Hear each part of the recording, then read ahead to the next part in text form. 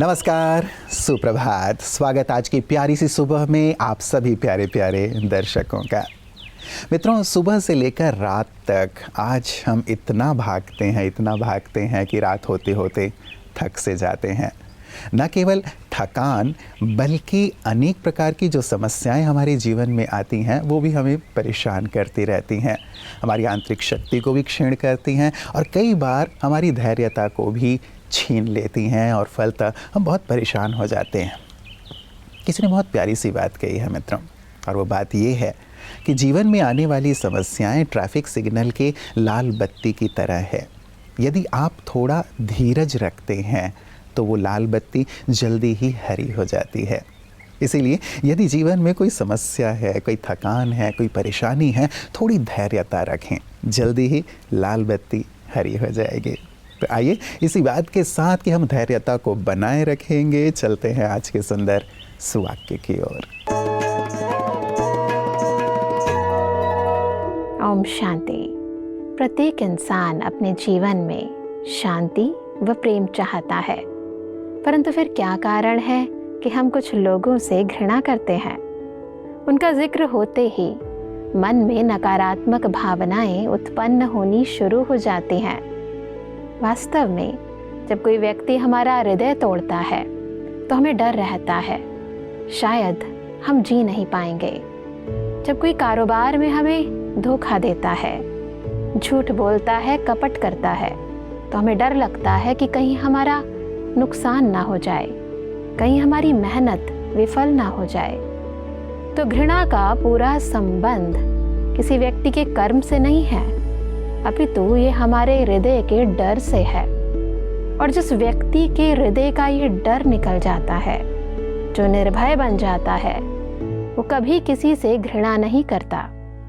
और इस डर का जाना अनिवार्य भी है, क्योंकि ये डर हमारे अंदर की अच्छाई को, गुणों को खत्म कर देता है। तो सभी से प्रेम करें और निर्भय रहें। ओम शांति। मित्रों, कठिनाई के समय जब सारे संसार का बोझ आपको अपने कंधे पर महसूस होने लगे तो अपने आप को यही स्मृति दिलाएं कि जो हीरा होता है वो भी दबाव में ही हीरा बनता है। जितना दबाव पड़ता है उतना ही कोयला हीरे में परिवर्तित हो जाता है।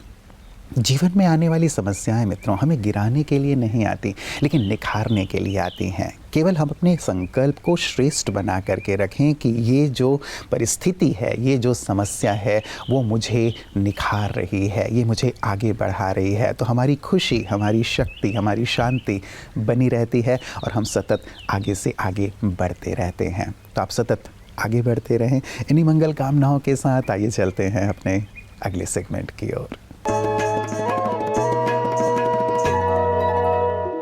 ओम शांति फ्रेंड्स। दोस्तों, आज सारा विश्व वर्ल्ड प्रीमेच्योरिटी डे मना रहा है।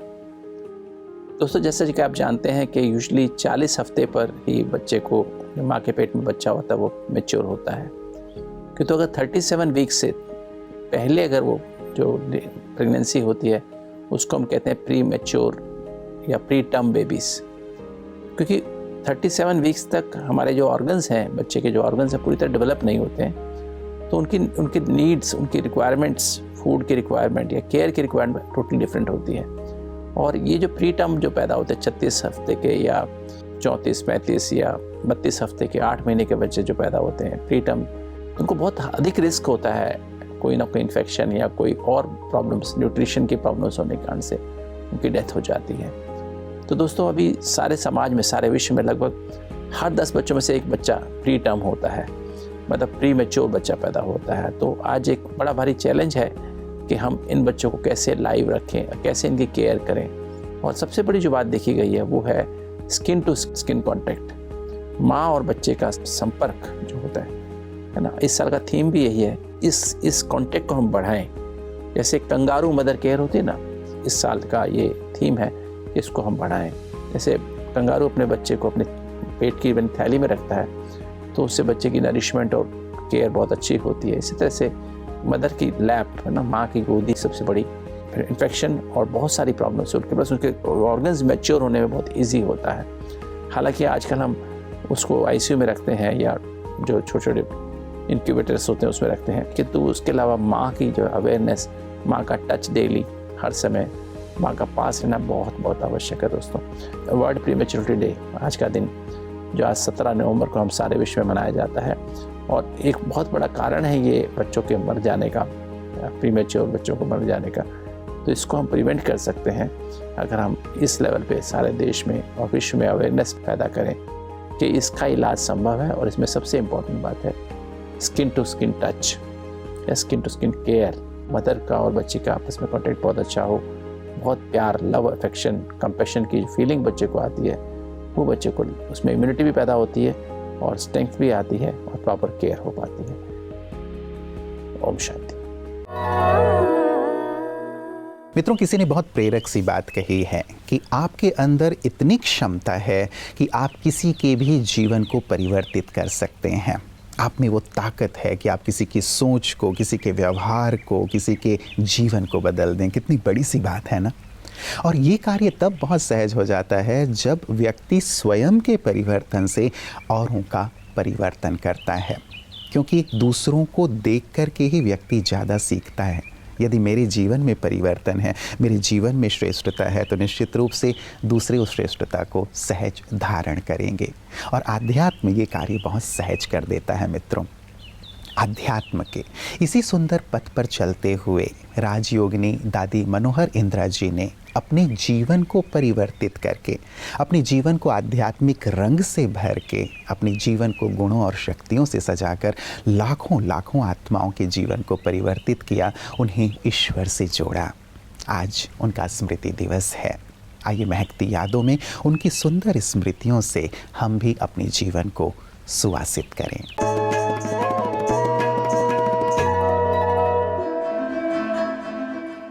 परमात्मा के द्वारा रचे गए ईश्वरीय महायज्ञ में एक से एक बढ़कर अनमोल रत्न रहे। उनमें से रत्न विशेष थी दादी मनोहर इंदिरा जी। आपका लौकिक नाम हरि था। आप गंगे दादी की पक्की सखी थी, इसलिए बाबा दोनों को जब याद करते तो हर हर गंगे कहा करते थे। आप त्याग तपस्या की प्रतिमूर्ति थी।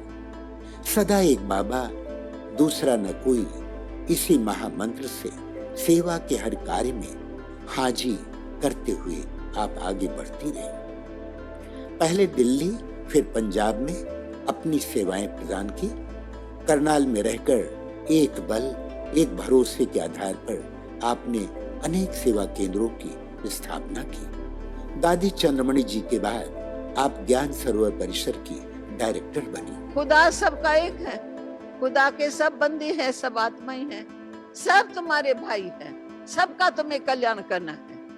इसलिए ये विश्वविद्यालय सारे विश्व के कल्याण के लिए लगा हुआ है। आपने आज्ञाकारी बन हाजी हाजी करते हुए सबके दिल को जीत लिया। आप देश विदेश के भाई बहनों की बहुत अच्छी पालना करते हुए 17 नवंबर सन 2008 को अव्यक्त वतन वासी बन गए।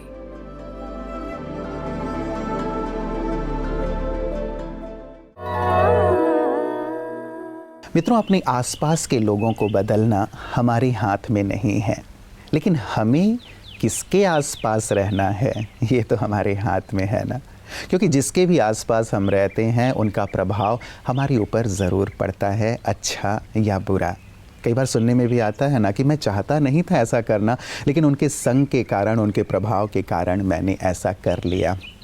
तो क्यों ना हम अच्छा संग करें ताकि जीवन में उत्तरोत्तर उन्नति ही हो, हमारी संकल्प, बोल, कर्म श्रेष्ठ ही हों।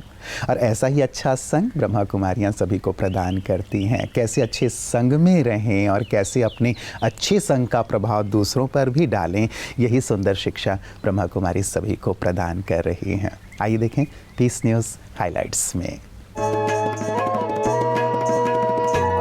दीपावली का त्योहार बुराई पर अच्छाई की जीत का प्रतीक है, जिसके यादगार में पूरे भारत देश में दीप जलाकर अंधकार को मिटाया जाता है। और इस पर्व को वास्तविक एवं आध्यात्मिक रूप से मनाने के लिए हरियाणा के हांसी में स्थित ब्रह्मा कुमारी सब जोन हांसी की ओर से दीपावली का पर्व बड़े ही हर्षोल्लास के साथ मनाया गया। जिसमें हांसी और आसपास के अनेक गांवों से बीके भाई बहनें उपस्थित रहे। इस मौके पर सोनीपत रिट्रीट सेंटर की डायरेक्टर एवं हांसी सब जोन इंचार्ज बीके लक्ष्मी बहन ने दीपावली का आध्यात्मिक रहस्य बताते हुए कहा कि परमात्म ज्ञान का घृत हर रोज डालकर आत्मा रूपी दीपक को जगाना है। इस दौरान सभी लोगों ने अपने हाथों से एक एक मोमबत्ती जलाकर आत्म ज्योति जगाए रखने का संकल्प लिया। कार्यक्रम में कुमारी हुनर, कुमारी सृष्टि और कुमारी ग्रेसी ने मनमोहक नृत्य प्रस्तुत किया। कार्यक्रम में चैतन्य लक्ष्मी देवी भी विराजित थी, जिन्होंने सभी भाई बहनों को वरदान एवं सिक्के भेंट किए। मित्रों, चलते चलते एक गहन सी बात, आपके पास जो चीज़ जितनी है उस चीज़ को यदि आप देना प्रारंभ करते हैं तो वो चीज़ बढ़ती चली जाती है। जब हम दूसरों के कल्याण अर्थ अपना तन मन धन लगाते हैं तो हमारा भाग्य श्रेष्ठ होता चला जाता है, वो बढ़ता जाता है। ईश्वर तो ये कहते हैं कि यदि मन कमज़ोर है तो मन को सेवा कार्य में लगाओ, मन शक्तिशाली होता जाएगा। तन यदि कमज़ोर है, तन को सेवा कार्य या दूसरों के कल्याण के कार्य में लगाओ, तन से शक्तिशाली होते जाएंगे। और यदि धन की कमी है तो धन में भी वृद्धि होती चली जाएगी, क्योंकि जब हम लोक कल्याण अर्थ सेवा अर्थ कोई कार्य करते हैं तो उसमें वृद्धि ही होती है, कमी नहीं होती। हमारा भाग्य उज्जवल होता चलता है। तो क्यों ना मित्रों, अपने तन मन धन को लोक कल्याण अर्थ सेवा अर्थ भी थोड़ा थोड़ा लगाना शुरू करें। आप देखेंगे कैसे इसमें वृद्धि होती जाती है। अपना ख्याल रखिएगा। कल पुनः इसी वक्त मुलाकात होगी। नमस्कार। ओम शांति।